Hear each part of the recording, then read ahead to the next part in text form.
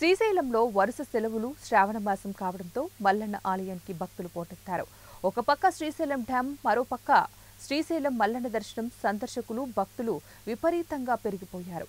Dam సందర్శించి భక్తులు నేరుగా శ్రీశైలం వస్తూ ఉండటంతో రద్దీ భారీ సంఖ్యలో పెరిగింది.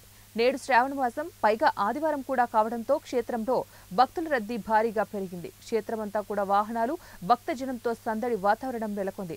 భక్తులు తెల్లవారుజాము నుండే పాతాళగంగలో పుణ్యస్నానాలు ఆచరించి శ్రీస్వామి అమ్మవారి దర్శనార్థమై భక్తులకు క్యూ కంపార్ట్మెంట్లో బారులు తీరారు. దీంతో స్వామివారి అమ్మవారికి దర్శనానికి సుమారు 5 గంటల సమయం పడుతోంది. భక్తుల రద్దీ పెరగడంతో ఆలయ క్యూలైన్లో భక్తులు ఇబ్బందులు కలగకుండా శ్రీ స్వామి అమ్మవార్లను దర్శించుకునేలాగా ఆలయ ఈవో పెద్దిరాజు, ఆలయ అధికారులు ఏర్పాట్లు చేశారు.